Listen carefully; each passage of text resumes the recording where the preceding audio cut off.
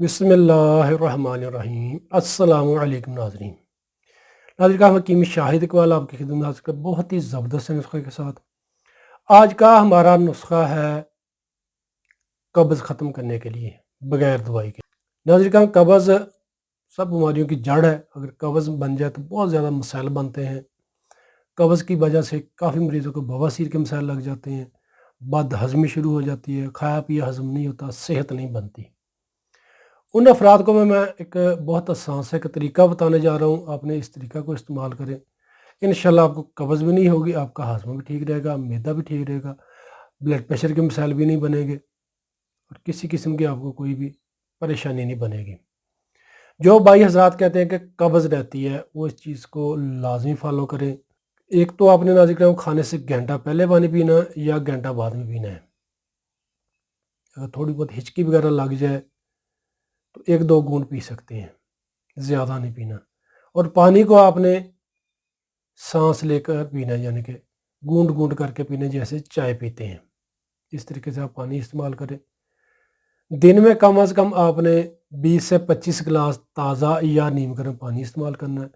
इंशाल्लाह नाज़रीन किराम, पानी के इस्तेमाल से आपकी जो कब्ज़ है वो भी ठीक होगी। अगर ब्लड प्रेशर का मसला बनता है वो भी ठीक होगा, खाया पिया हज़म नहीं होता वो भी ठीक होगा। सिर्फ़ आपने पानी इस्तेमाल करना है, कोई भी दवाई आपको इस्तेमाल करने की ज़रूरत नहीं है।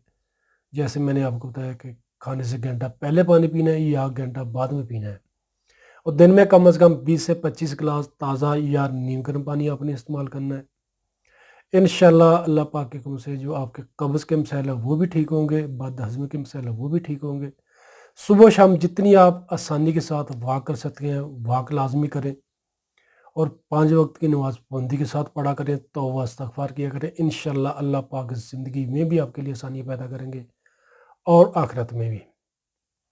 खट्टी तली चीज़ों से, बाज़ारी खानों से, पराठा हो गया, इन चीज़ों से आपने परहेज़ करना। जो भाई ज़रा कहते हैं जिनको मैदा के मसाइल हैं या जिनको मैदा के मसाइल नहीं है, वो भी पराठा वगैरह से परहेज़ किया करें, बाज़ारी खानों से परहेज़ करें, कोल्ड ड्रिंक से परहेज़ करें। और दिन में मैंने जो आपको बताया पानी ज़्यादा से ज़्यादा इस्तेमाल करना है।